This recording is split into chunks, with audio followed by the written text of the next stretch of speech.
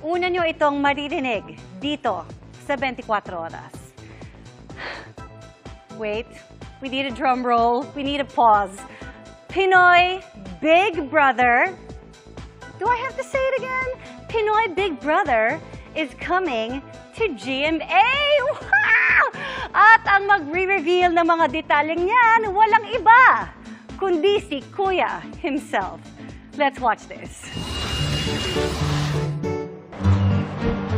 Oh my gosh! Pwede ko bang picturean ng self ko dito? Ito pala yung feeling. Maligayang pagdating sa aking bahay, Iya.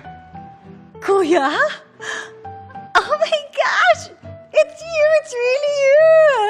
First time kitang makausap, Kuya. Kamusta ang pakiramdam mo? Ang saya! Parang sumisipa tuloy yung baby, pati siya na-excite.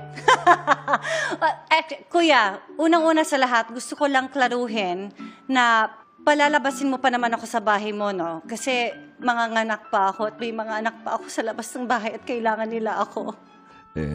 Bago ko sagutin yan, Uy, Kuya! gusto ko munang sabihin at ipagbigay alam sa iyo Okay.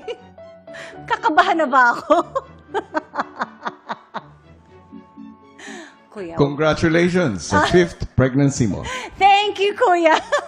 Ikaw, Kuya, ha? Tinatakot mo ako, ha?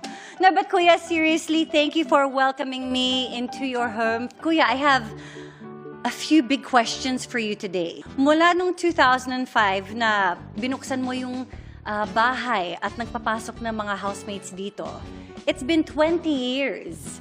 At itong 20th year nyo, ano ba itong big news na hatid mo sa amin?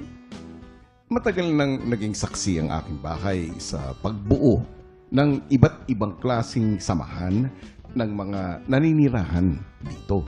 Matapos ang 20 taon ng pagiging tahanan sa magkakaibang tao, ay matutupad na rin ang isang pangarap na collab mula sa dalawang leader ng content creation, ang GMA at ang ABS-CBN. Dahil ngayong taon, magsasama na sa aking bahay upang maging housemates ang mga kapamilya at mga kapuso